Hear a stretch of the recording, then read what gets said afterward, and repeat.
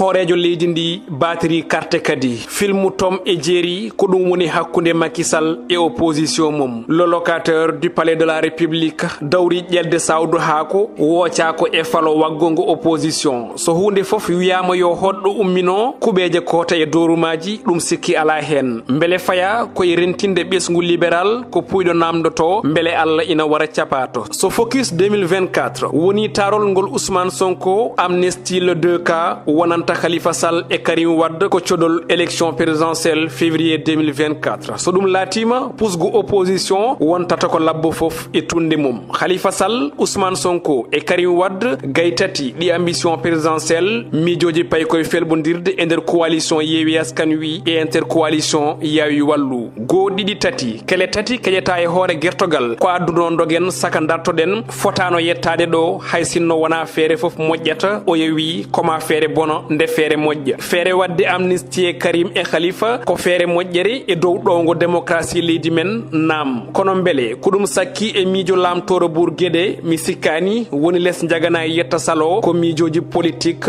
e yidde momtude opposition ha heddo indi dum latinoma e sumgoji 2019 dum bir Alliance pour la République libi opposition gile sipiro dawani mbele ko wonno 2019 ma wontoy 2024 jabol mudum ko ala 2019 et 2024 wonata gotum ko dum fami hoore leydi ndi yidi ballo yaade le 2K ngam ngal dingalal dawrugol ina heewe ngembibe APR PASTEF PDS taxaw Sénégal so tabiti amnesty Karim et Khalifa hare 2024 wulat jaw